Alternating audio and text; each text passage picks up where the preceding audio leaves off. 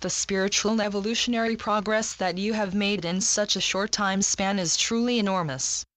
November 10, 2013.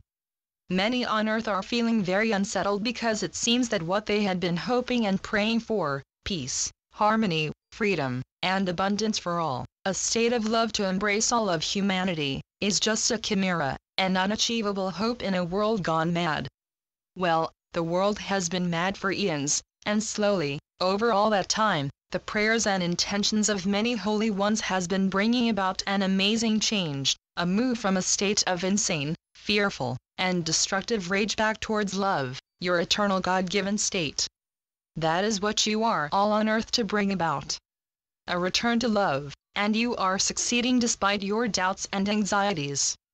Please focus on the amazing advances that have been made over the last several decades in humanity's spiritual evolution, as large numbers of you have let go of judgment of unfamiliar cultures, religions, political views, and personal lifestyles, and moved towards acceptance. The spiritual evolutionary progress that you have made in such a short time span is truly enormous. It is a bit like what economists sometimes refer to as the J-curve, where you have reached a certain level of attainment, in this case in your spiritual evolution, and then it seems that you are pushed down again to lower levels. However, on reaching the bottom of that J-curve, which is only a very short way downwards, there is only one way to go, and that is up. You have truly rounded the bend in the J, so look for the evidence and you will find it, because it is all around you awaiting your recognition. As you recognize that this truly is what is happening, your spirits will rise, and then so will the power of your intent and of your love, and your climb up the stem of the J will accelerate, bringing you to your awakening. Divine promises have been made to you and they are being honored in every moment. Your inability to see this, to recognize this, is due to the confusion and insanity that was built into the illusion at its inception when the intent was to experience a state of separation.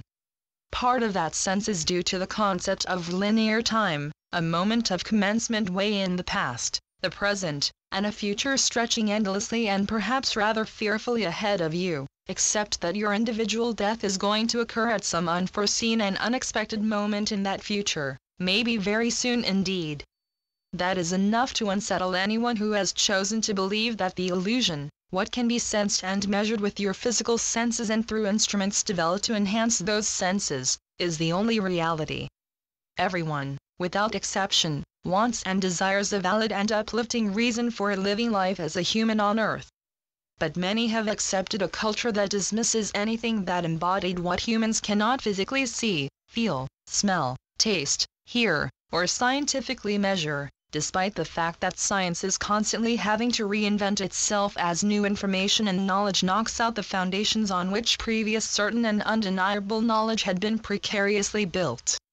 Living life wearing blinkers, which is what those attitudes clearly demonstrate, has seemed a much safer way to cope with the boundless uncertainties that keep occurring during a life on earth. And to raise one's hopes by choosing to believe that life is eternal, that it does not cease when the earthly vehicle is laid to rest, is considered foolish and ignorant. Yet without that knowing, that belief, fear becomes endemic and has to be forcefully denied. Fear is an aspect of the illusion that can lead to awakening if it is accepted and investigated, because it is a wake-up call.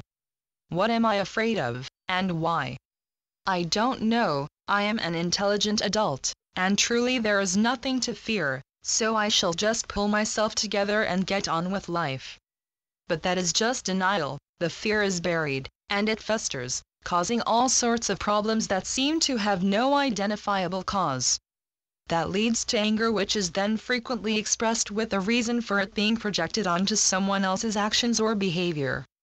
You all have wisdom, and wisdom tells you that your lives have a divine purpose, which is to acknowledge that you are divinely created beings of love and that happiness, satisfaction, and contentment all come from living lovingly.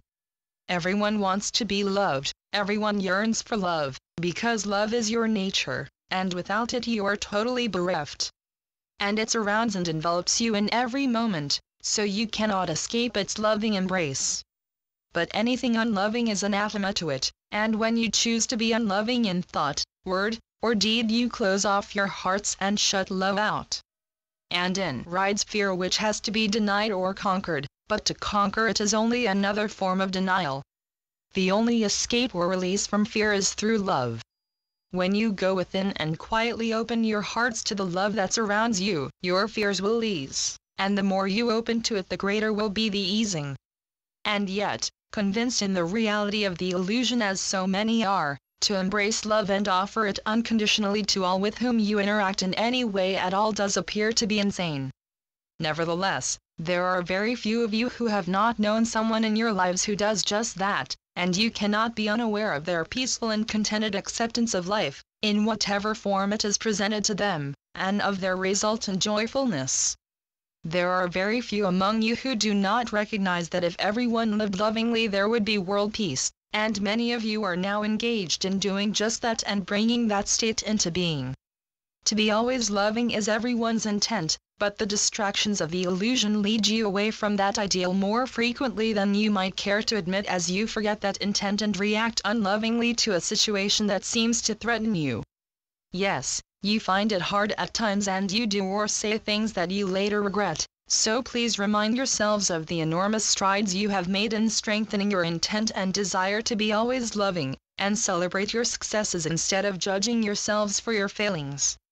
Here in the spiritual realms, where in truth you are with us while remaining somewhat unaware of that fact, we continue to take joy in the remarkable progress you are making in fragmenting and dissolving the illusion by intending to be loving and by putting that intent into practice.